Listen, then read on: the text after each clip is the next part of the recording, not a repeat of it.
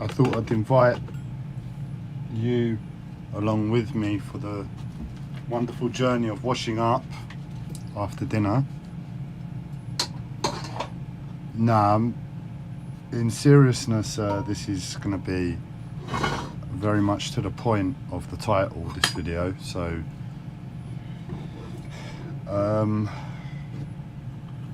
it's going to be me talking about my problems again, and what it is, it's just like my childhood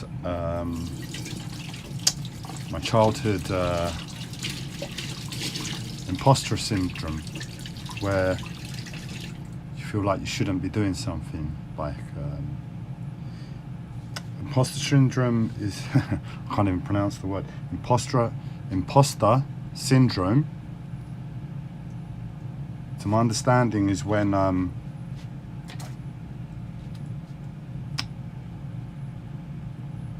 for instance, one of the lead managers of Facebook, she has imposter syndrome, and my understanding is that it's like her brain constantly fights with her, or at least this is what it's like for myself, but who knows which way an elaborate mind can shift this to be personalized. But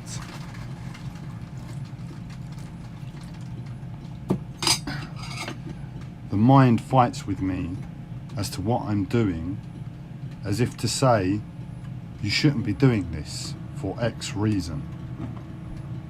And that's fair enough. It's like your conscience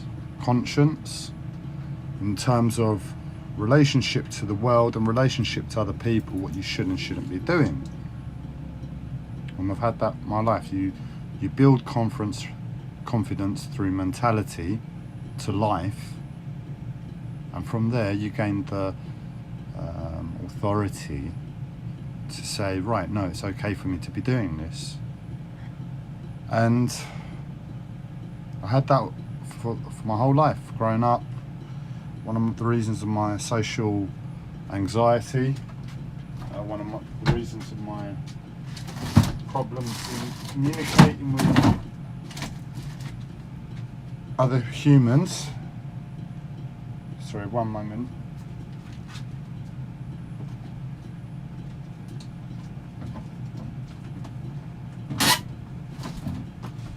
I always had imposter syndrome. And it's doing that at the moment with regards to these videos. It's like what's happened is I've been very clear to myself the whole time of why I'm doing these videos, and because I have a poor memory, and it's like the last year might as well not have happened. Like, I've never made a video. Every time I go to make a video, I have to deal with that imposter syndrome in my head, just momentarily at the beginning. So that's why I create context of the reason why I'm making the videos. Sorry, as you can see, my body's quite ill. Well, my body's quite ill. I mean, I'm all hunched in my shoulders, but I don't want to get too negative. I want to keep it to the point, and that is a coma report. So, with my life at present, I'm in a place where I feel like no choice, or it's like the only choice. That's more accurate. The only choice at present, because I can't think, and this seems like the only option available to me as a means of action forward. And where things are so pressured and so pained in the present moment, and there haven't been any options for such a length of time, to finally have an option going forward, I'm going to take it. Yeah, I don't know if it's the right thing to do. My mind can't see the big picture right now, but in the present moment I'm in pain. In the present moment this has been presented to me, and in the present moment there's nothing to lose, to accept this mentality that I've admitted to myself I'm in a coma and I need to start living like it. Because what happened was, before, it was like I said to myself, I'm in a coma. I admit I'm in a coma. The most likely scenario for my life is I'm in a coma, but it's a bit too surreal to live that you're in a coma, yeah? You go on the principles and the mindset that you had before. You just function as you did before with the background knowledge that you're in a coma. Well, with the present scenario, it's like I'm seeing it that was the way to operate, but now I've got to change that mindset and start looking at my interaction with, sorry, I'm really ashamed of my body, with my shoulders. I'm very disgusted with my physique, because I'm quite health conscious that way, and my mental health has been changing my physical posture, and it's like all my energy is coming up into my chest and my shoulders, and the most important thing is that it feels so fucking uncomfortable. I can't live like this, I'm going insane. And beyond that, I bring it back to my focus on health, posture, and complain there, but no, it's just so fucking uncomfortable to live this way, all in your shoulders. I don't know how most men do it. I know most men are more shoulder orientated. That's why I say it. They're the V at the top and then whatever at the bottom, whether it be pins, whether it be another V the other way, or whether it be something else all entirely.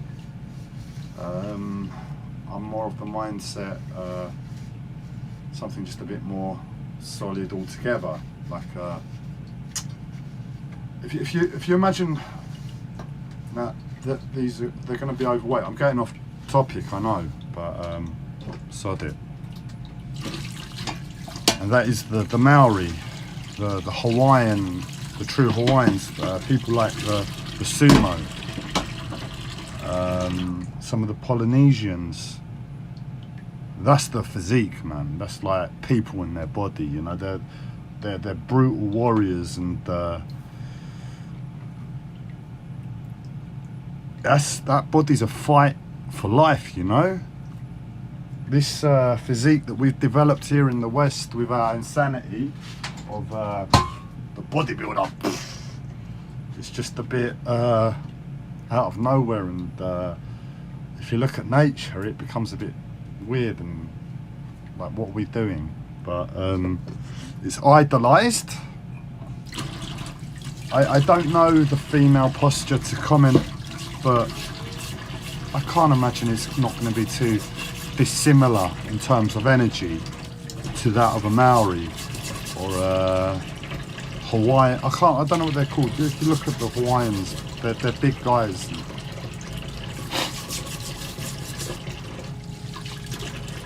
Yeah, just feel their energy and just try and copy that energy, man.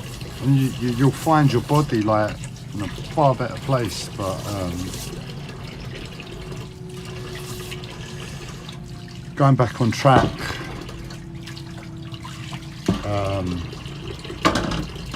so I'm admitting to myself I'm in a coma, and I need to live like I'm in a coma first and foremost, and that really does change, because what happens is, it's like before my coma was personal to myself. It was like, yeah, I'm in a coma, but the rest of the world is still the same.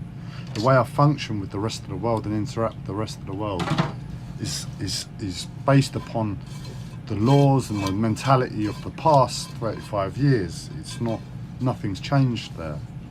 It's personal to me. But now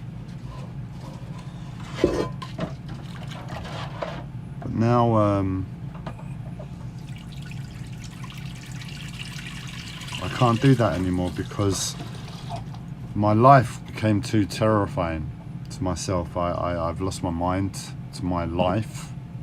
In terms of life presenting to you as an experience, that's it. I'm terrified. I've lost my mind. I'm somewhere else. I'm functioning, I'm programming, and whatever input and teachings in terms of positivity I've had over the years, and in terms of knowing how to deal with the negativity. But I'm not here because there's nothing to live for. There's no life. I've assessed the world in my head to my own ignorance, innocence, and said, what am I doing being alive? Everything is pain. There's nothing to live for. I'm being terrorized in every second of my life, every second of the day, every moment. There's no rest. There's no ease. There's no hope of love, joy, bliss, happiness. There's no hope of really dealing with the world. The world's fucked. What can I do? I'm not going to live my life to appease this madness. No, I'm done for. I gave 15 years, including a spell with a mental health disorder, for the best part of that, in terms of trying to be proactive in that regard, in terms of helping the world. And well, my life has said, the computer says no.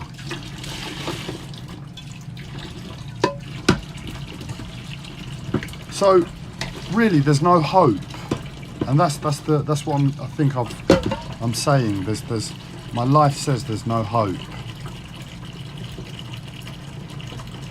And if you can imagine that thing in your mind that was alive because of life, you know, when we look out to the world, there's things we desire, things we want to experience, things we hope for. I just don't have that. So that light that was in my head has gone out, it's diffused, and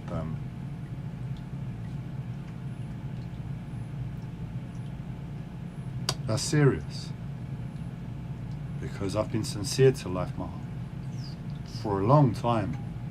I'm not perfect, but I'm sincere. So that means I know it's hard, but I need to know my faults so I can grow as a human, as an individual, as a spiritual entity, contribute something to the collective experience. But I don't really have that anymore. I'm just a waste of space now. I don't do anything all day except for make people's lives difficult and make them suffer as a result of my suffering. I know my suffering, and I know it's can be an grievance to others, but I also know myself, and I know that given nature in this world, as I've said a few times now on video, I'd go into a forest somewhere remote and be wild by myself, so I wouldn't disturb anybody. I'd have things that would be hard about life, things would be easy, but that's my general mentality. At the moment, I'm being forced to be a nuisance every day without any hope for the future. This it takes a lot to be positive within that, and I know how to in terms of my own programming. As I said, I just function. I know if I can just function, I'm okay, because I know I've had a lot of input there, and I've given a lot of sincere intent to doing my best over the years.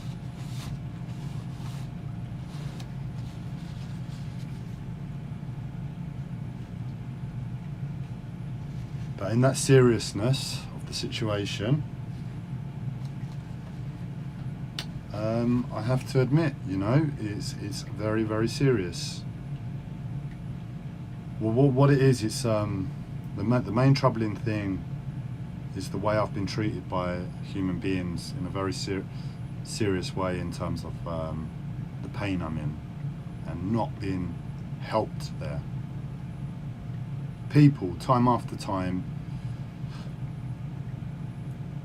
to an extent, you begin to ask yourself, right, these people aren't linked in any way. There's no possibility of this being a conspiracy on that level. There's no possibility of there being a secret WhatsApp group. You know, let's fuck over Andreas on every chance we get. Right, 7.5 billion people are in it. There's no chance of that. This is something on a different level. So there's a spiritual game going on that I'm not a part of and I'm here to suffer, in which case fuck everybody, fuck you all, fuck spirituality, fuck the whole world. I want to be away from here making me fucking suffer like this while people are out there taking fucking holidays. Nothing against holidays, as much as it's obvious what's right and wrong about them. But it's more a case of I now look at life as a very personal experience to me and my suffering and my circumstance. I'm over exaggerating the amount of times I say suffering, but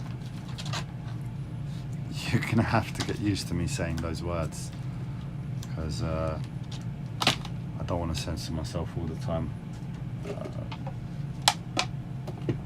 I'm doing my best. It's taken a lot of energy to be this positive. But what I'm getting at is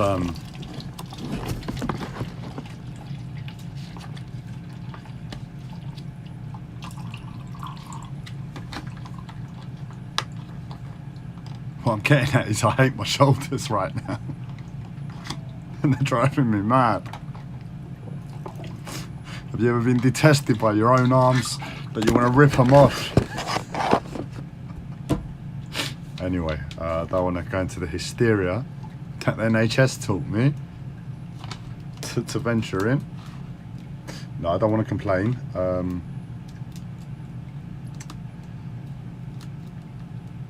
But yeah, no, what I'm doing now is imagine all of those experiences that I've told, let's say 20 times over the past 3 years, of the different physical health problems that I've been having, where I've got nowhere with that specific professional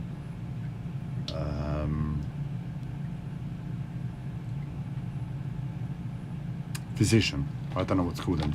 I've seen GPs, I've seen doctors, on-call doctors, ward doctors, consultants. Told them all the same thing. A&E, ambulance drivers. It's countless and countless of times. I really don't know if 30 is anywhere close, but let's just say 30.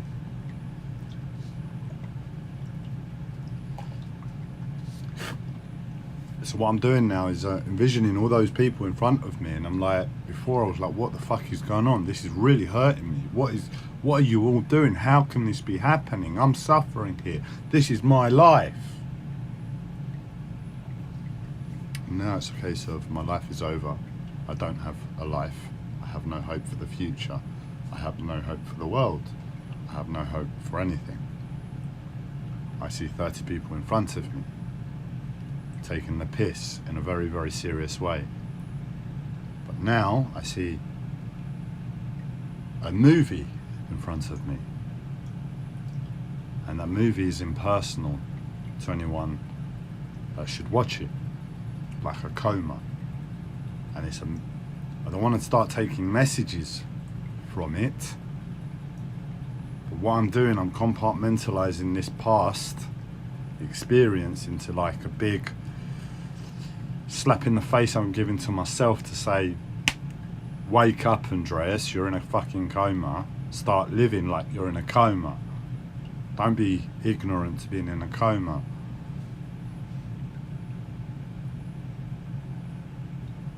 Admit you're in a coma. That's what all the evidence is saying. And yeah, I mean, I'm in a coma. It's scary to think, because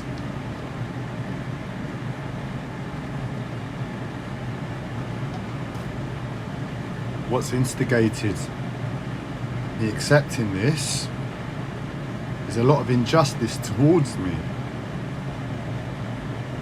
By me accepting this mentality, this mindset, this likelihood, it opens up the chance of this happening time and time again. And the best thing I can do is just brush it off. Like proper injustice. But what do you do when you're in a coma? It's non-personal, it's practical. It's like, I need to get the hell out of here and back to life, because I'm in hell. I might as well be in hell to get to the place where I have no hope for life. So I don't know how the week's going to go. I don't know how things are going to develop, because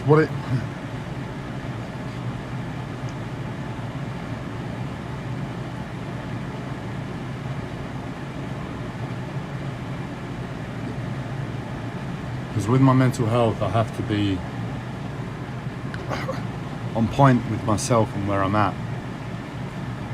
I have to know where I'm going. I have to have a plan. I have to know. And if you can imagine, you were living your life one day wanting to find love, settle down, have a family, retire to somewhere hot, have a fishing boat, and live out your days in a nice spiritual community somewhere. And that's no longer going to be feasible in any way.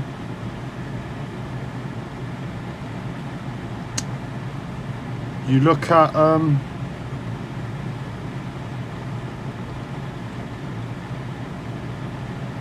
sorry, my mind's gone blank again.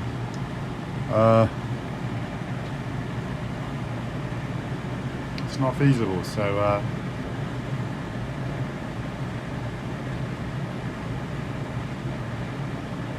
I've got to now take this massive rejig of perceptions from that, which was probably the idea, if I take a guess of where my head was at in an ultimate. Heal the world, retire to some spiritual community, chill out the rest of my days in peace. But that's not happening anymore. And now I might as well be dead, because if I don't wake up from this coma, I don't wake up. It's like the Matrix. That's how I've really got to start embedding to myself exactly what is taking place in terms of reality for myself. Now, I guess this would actually be quite quick for me, if I'm honest, in a normal week, because I want to keep my voice down because I don't want to disturb the neighbours. In a normal week, because I'm alert, I know what the situation is, I just reassess, rejig and go forward, like I'm sure most of you would. But because I've been coming from this really intense hell-like suffering or boiling pot of whatever, I'm really shaken and I'm really weak and I'm tired, and I've got a massive rejig on a mental level to do. And when things are this tender hook, it's like life asks you to really be sure about things. And I'm like, okay, fair enough. Deciding I'm in a coma is a sane decision, but